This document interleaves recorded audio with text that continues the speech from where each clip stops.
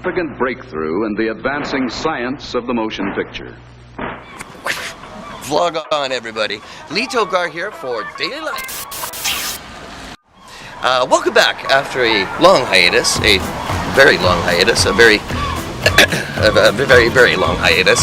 But I'm back now, and I would like to introduce you to Melanie Hardbattle. Melanie is going to be the co-host with me for the upcoming FANBUILT show, which is what all this is leading up to, as you all know. Are you still doing that? Yes, I am. So, Melanie, yes. Let's go for a walk. Sure. So I know that you are the archivist for Simon Fraser University. To me, what an archivist to me sort of sounds like is like super fancy, super smart librarian coupled with private investigator. So what can you tell us, what is it that you do? What is it, archivist? Well, I work in the library in special collections and rare books, and an archivist essentially acquires records, photographs, documents, computer disks that they feel will have ongoing historical significance or significance for researchers into the future. And then we make sure that this material is preserved. Right. Before degradation. That's right, and hopefully we'll keep it around for like at least, I don't know, thousands of years, hopefully. There you go. Then another big part of my job is to make it accessible to people for research. Yeah. And I've been involved in a lot of digitization projects on my work. So we digitize these records and make them available freely online so people can access them from all around the world. That's awesome. Well, one of the things I always liked about you, so much so that I kind of like her. You're a very interesting person. Only person that can keep up with me in Jeopardy, and that's saying something. I think she watches them ahead and comes over. No, you Cheats. have the PVR. I don't. Whatever. See, it's all going badly now.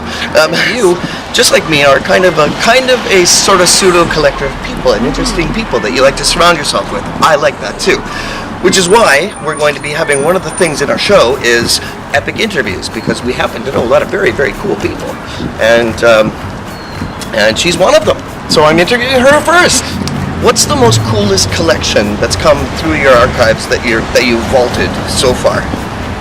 Well, one of the interesting people I've had the pleasure to get to know over the last couple of years is Perry Grégoire. Oh, Perry, also known as Perry the Posterman. So he's been putting up posters around Vancouver since the late 1970s, and he now has a collection of about 150,000 posters.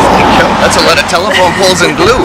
Yeah, wow. It basically documents the entire cultural and social and music history of Vancouver, and I just don't know of another collection that exists in North America, at the very least. That is very cool. She's very charming. I mean, well, I'm a very fickle person, and she kind of won me over for some reason. So, but no, I can't wait to see what you make of it. Well, thank you. I'm really excited.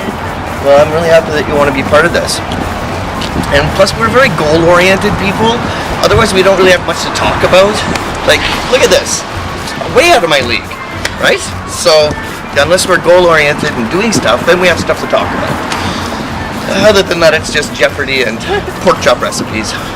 So for those people who aren't familiar with DayLEELife, maybe you could tell us a bit more about that project and how it's evolved into that. Most people don't know about DayLEELife, but I didn't really know what I was doing. It was as an artist, I took it upon myself last year to give myself a challenge of 30 vlogs in 30 days. So I had to teach myself editing and filming. Thanks Joshua Keir behind the camera. Thank you, Joshua.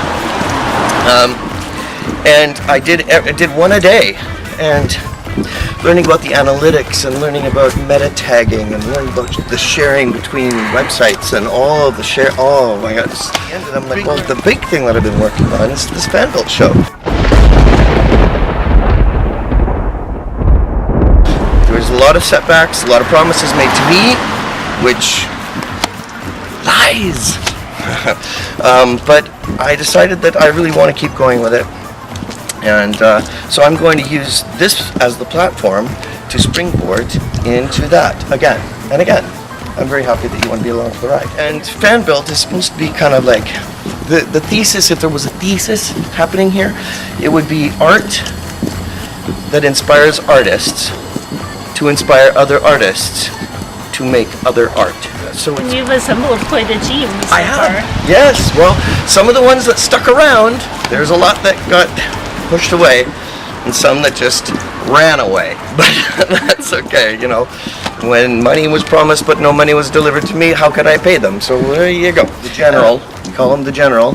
He's my IT guy, Scott Turrell, and he's a very smart and dangerous man. You don't want to get on the bad side of a really smart programmer like that, because he'll put you on a no-fly list like that. So yeah, so I've got the team, and now I've got a brand new co-host. And oh my God, right? Way out of my league. I don't know what she's doing with me. So maybe one last question. Speaking of technology, I heard a rumor that you had one of the very first podcasts that Steve Jobs ever featured when he brought out the iPod.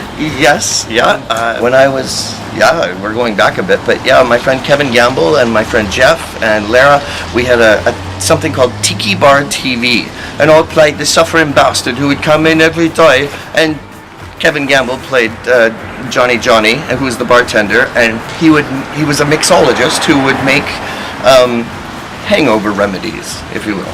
So I would just sit at the end of the bar looking really, really upset about the state of the situation in my mind, you know, all hungover and all that, eh?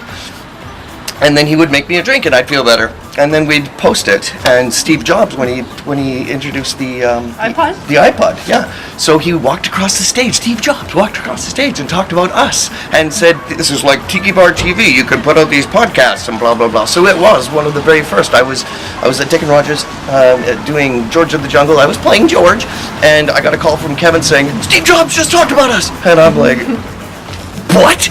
So, you know.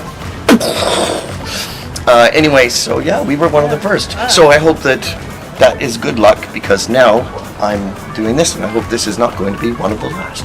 Just like I love your new sunglasses, Bob. When I sat on my sunglasses, and I don't see very well. Everybody knows that I have cone dystrophy, so I don't see in the sunlight or in the light like this. So we went down to Spectus Eyewear. Spectus Eyewear, for all your sunglasses needs on 4th in Vancouver.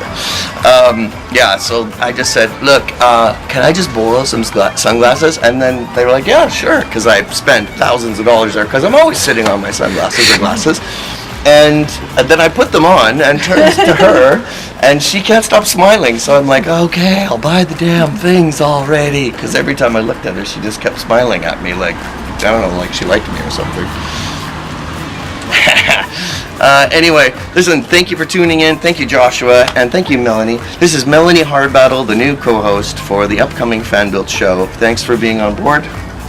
Love it. Love it. And thank you for clicking by and tuning in. And wish us luck. And before you go, make sure and tell the world. This is Lee Tokar and Melanie Hardbattle signing off for DayLEELife. Tuning in next time for the FANBUILT show. All right, logging off for now. We are the music makers, and we are the dreamers of dreams. But it's 150,000 posters. But, sorry, can you just read that? Sure. That one should have been a good one. No, okay. We're all gonna edit this But I out. was worried I'll about edit the corner. Yeah, no, don't worry. He's fine.